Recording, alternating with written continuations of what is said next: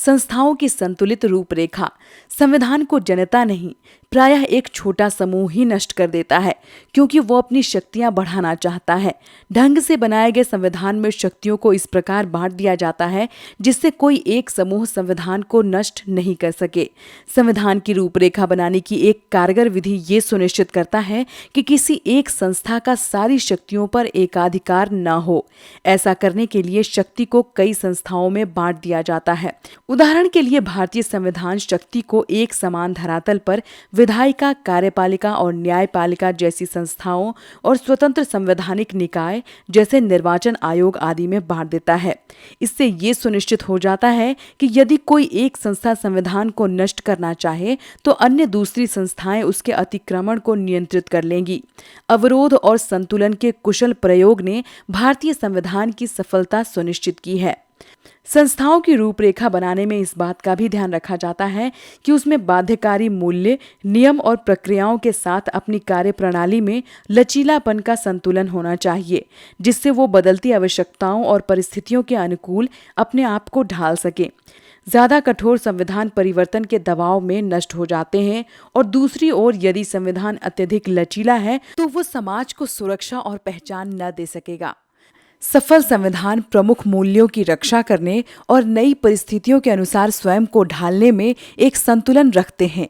आप भारतीय संविधान निर्माताओं की समझदारी को 9वें अध्याय यानी कि संविधान एक जीवंत दस्तावेज में महसूस करेंगे, जिसमें भारतीय संविधान को एक जीवंत दस्तावेज की संज्ञा दी गई है। अपने प्रावधानों में परिवर्तन की संभावना और एक हद तक ठोस रूप में संतुलन बैठाकर संविधान सुनिश्चित करता है कि वो दीर्घायु होगा और जनता का आदर प्राप्त करेगा। इस व्यवस्था से ये भी सुनिश्चित हो जाता है कि कोई भी वर्ग या समूह अपने बलबूते संविधान को नष्ट नहीं कर सकेगा। अतः ये पता लगाने के लिए कि क्या किसी संविधान की सत्ता मान्य है, आप अपने से 3 प्रश्न पूछ सकते हैं। क्या जिन लोगों ने संविधान बनाया वे विश्वसनीय थे? इस प्रश्न का उत्तर इसी अध्याय में मिलेगा। दूसरा, क्या संविधान ने सुनिश्चित किया था कि सूझबूझ के साथ शक्ति को इस प्रकार संगठित किया जाए कि किसी एक समूह के लिए संविधान नष्ट करना आसान न हो? और सबसे अधिक महत्वपूर्ण बात यह है, क्या संविधान सबको कुछ ऐसा कारण देता है कि वे संविधान का पालन कर सकें? इस पुस्तक के अधिकतर हिस्से में इसी प्रश्न का उत्तर दिया गया है। क्या संविधान लोगों की आशाओं और आकांक्षाओं का पिटारा है? संविधान द्वारा लोगों की निष्ठा प्राप्त करने की योग्यता काफी कुछ इस बात पर निर्भर करती है कि संविधान न्यायपूर्ण है या नहीं। भारतीय संविधान में न्याय के बुनियादी सिद्धांत क्या हैं? इस पुस्तक का अंतिम अध्याय इसी प्रश्न का उत्तर देगा। भारतीय संविधान कैसे बना? आइए देखें कि भारतीय संविधान कैसे बना। औपचारिक रूप से एक संविधान सभा ने संविधान को बनाया, जिसे अविभाजित भारत में निर्वाचित किया गया था। इसकी पहली बैठक 9 दिसंबर 1946 को हुई और फिर 14 अगस्त 1947 को विभाजित भारत के संविधान सभा के रूप में इसकी पुनः बैठक हुई। संविधान सभा के सदस्य 1935 में स्थापित प्रांतीय विधानसभाओं के सदस्यों द्वारा अप्रत्यक्ष विधि से चुने गए। संविधान सभा की रचना लगभग उसी योजना के अनुसार हुई जिसे ब्रिटिश मंत्रिमंडल की एक समिति कैबिनेट मिशन ने प्रस्तावित किया था। इस योजना के अनुसार प्रत्येक प्रांत देशी रियासत या रियासतों के समूह को उनकी जनसंख्या के अनुपात में सीटें दी गईं। मोटे तौर पर 10 लाख की जनसंख्या पर 1 सीट का अनुपात रखा गया। परिणाम स्वरूप ब्रिटिश सरकार के प्रत्यक्ष शासन वाले प्रांतों को 292 सदस्य चुनने थे तथा देशी रियासतों को न्यूनतम 93 सीटें आवंटित की गईं। प्रत्येक प्रांत की सीटों को 3 प्रमुख समुदायों मुसलमान, सिख और सामान्य में उनकी जनसंख्या के अनुपात में बांट दिया गया। प्रांतीय विधानसभाओं में प्रत्येक समुदाय के सदस्यों ने अपने प्रतिनिधियों को चुना और इसके लिए उन्होंने समानुपातिक प्रतिनिधित्व और एकल संक्रमण मत पद्धति का प्रयोग किया। देशी रियासतों के प्रतिनिधियों के चुनाव का तरीका उनके परामर्श से तय किया गया। अध्याय के पिछले भाग में उन तीनों कारकों पर प्रकाश डाला गया जो संविधान को प्रभावी और सम्मान के योग्य बनाते हैं। संविधान सभा का स्वरूप। 3 जून 1947 की योजना के अनुसार विभाजन के बाद वे सभी प्रतिनिधि संविधान सभा के सदस्य नहीं रहे जो पाकिस्तान के क्षेत्रों से चुनकर आए थे। संविधान सभा के वास्तविक सदस्यों की संख्या घटकर 299 रह गई। इनमें से 26 नवंबर 1949 को कुल 284 सदस्य उपस्थित थे। उन्होंने ही अंतिम रूप से पारित संविधान पर अपने हस्ताक्षर किए। इस प्रकार इस महाद्वीप में विभाजन से उपजी विभीषिका और हिंसा के बीच संविधान निर्माण का काम हुआ। लेकिन संविधान निर्माताओं के धैर्य की प्रशंसा करनी पड़ेगी कि उन्होंने न केवल अत्यधिक दबाव में एक संविधान बनाया, बल्कि विभाजन के कारण हुई अकल्पनीय हिंसा से सही सबक भी लिया। भारत के संविधान ने नागरिकता की एक नई अवधारणा प्रस्तुत की। इसके अंतर्गत अल्पसंख्यक न केवल सुरक्षित होंगे, बल्कि धार्मिक पहचान का नागरिक अधिकारों पर भी कोई प्रभाव नहीं पड़ेगा। लेकिन संविधान सभा के गठन का ये विवरण केवल सतही तौर पर ही हमें बताता है कि संविधान वास्तव में कैसे बना। यद्यपि हमारी संविधान सभा के सदस्य सार्वभौमिक वयस्क मताधिकार के आधार पर नहीं चुने गए थे, लेकिन उसे ज्यादा से ज्यादा प्रतिनिधि परक बनाने का गंभीर प्रयास किया गया। सभी धर्मों के सदस्यों को ऊपरी बताई गई विधि से प्रतिनिधित्व दिया गया था। इसके अतिरिक्त संविधान सभा में अनुसूचित जातियों के 28 सदस्य थे। जहां तक राजनीतिक दलों का सवाल है, विभाजन के बाद संविधान सभा में कांग्रेस का वर्चस्व था और उसे 82% सीटें मिली थीं। लेकिन कांग्रेस स्वयं विविधताओं से भरी हुई एक ऐसी पार्टी थी जिसमें लगभग सभी विचारधाराओं की नुमाइंदगी थी। संविधान सभा के कामकाज की शैली।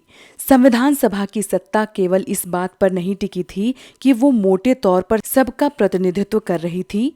संविधान बनाने के लिए अपनाई गई प्रक्रिया और सदस्यों के विचार विमर्श की जड़ में छुपे मूल्यों में ही संविधान सभा की लोकप्रिय सत्ता का आधार था।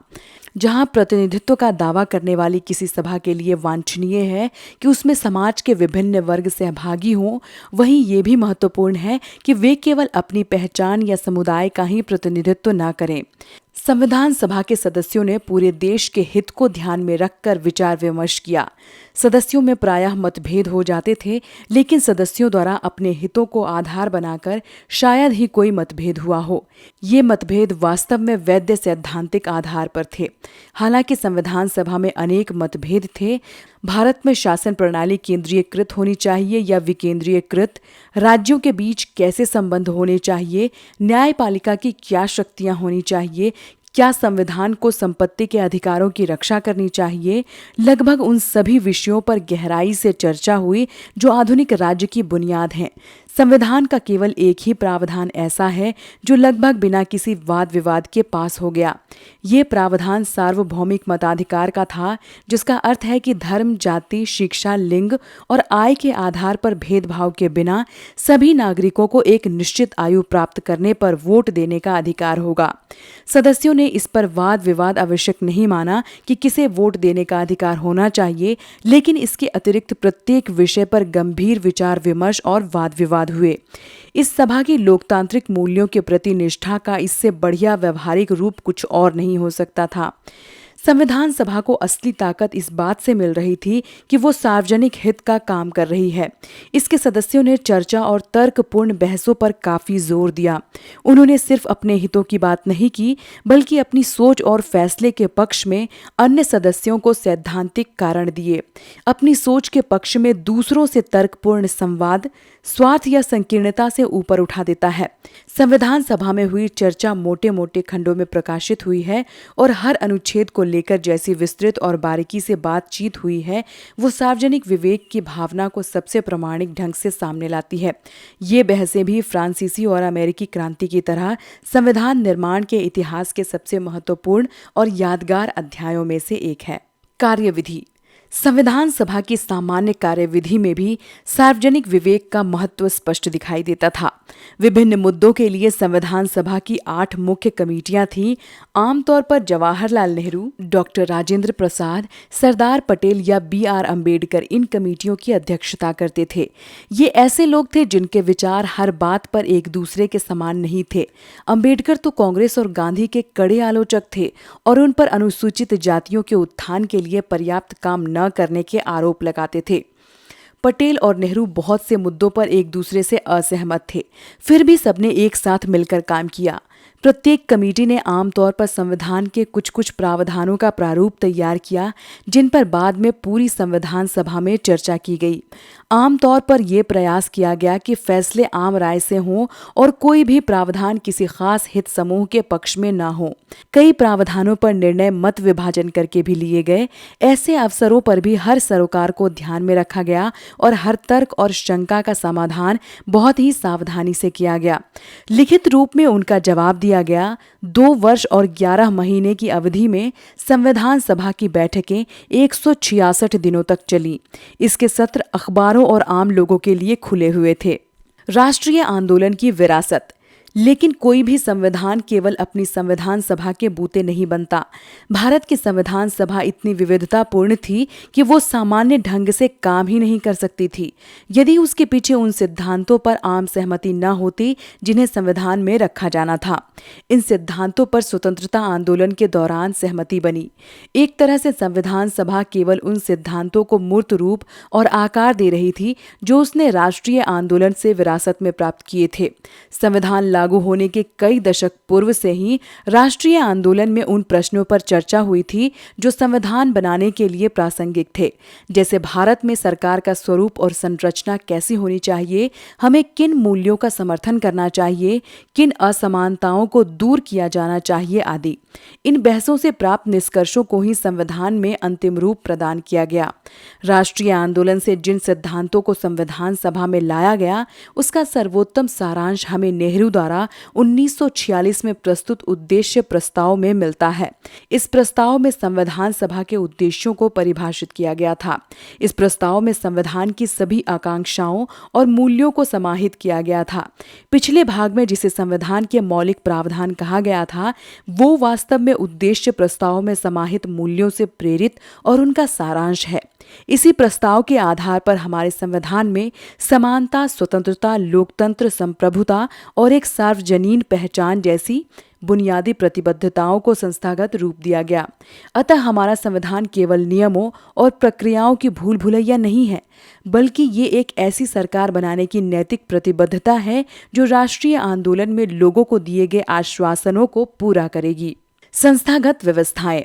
संविधान को प्रभावी बनाने का तीसरा कारक है कि सरकार की सभी संस्थाओं को संतुलित ढंग से व्यवस्थित किया जाए। मूल सिद्धांत ये रखा गया कि सरकार लोकतांत्रिक रहे और जन कल्याण के लिए प्रतिबद्ध हो। संविधान सभा ने शासन के विभिन्न अंगों, विधायिका, कार्यपालिका और न्यायपालिका के बीच समुचित संतुलन स्थापित करने के लिए बहुत विचार मंथन किया। संविधान सभा ने संसदीय शासन व्यवस्था और संघात्मक व्यवस्था को स्वीकार किया, जो एक ओर विधायिका और कार्यपालिका के बीच तथा दूसरी ओर केंद्रीय सरकार और राज्यों के बीच शक्तियों का वितरण करती है। शासकीय संस्थाओं की सर्वाधिक संतुलित व्यवस्था स्थापित करने में हमारे संविधान निर्माताओं ने दूसरे देशों के प्रयोगों और अनुभवों से कुछ सीखने में कोई संकोच नहीं किया। इसी प्रकार हमारे संविधान निर्माताओं ने अन्य संवैधानिक परंपराओं से कुछ ग्रहण करने से भी कोई परहेज नहीं किया। यह उनके व्यापक ज्ञान का प्रमाण है कि उन्होंने किसी भी ऐसे बौद्धिक तर्क या ऐतिहासिक उदाहरण की अनदेखी नहीं की जो उनके कार्य को संपन्न करने के लिए जरूरी था। अतः उन्होंने विभिन्न देशों से अनेक प्रावधानों को भी लिया, लेकिन उन विचारों को लेना कोई नकलची मानसिकता का परिणाम नहीं था, बल्कि बात इससे बिल्कुल अलग थी। संविधान के प्रत्येक प्रावधान को इस आधार पर उचित सिद्ध करना था कि वो भारत की समस्याओं और आशाओं के अनुरूप है। ये भारत का सौभाग्य ही था कि हमारी संविधान सभा ने संकुचित दृष्टिकोण छोड़कर संपूर्ण विश्व से सर्वोत्तम चीजों को ग्रहण किया और उन्हें अपना बना लिया।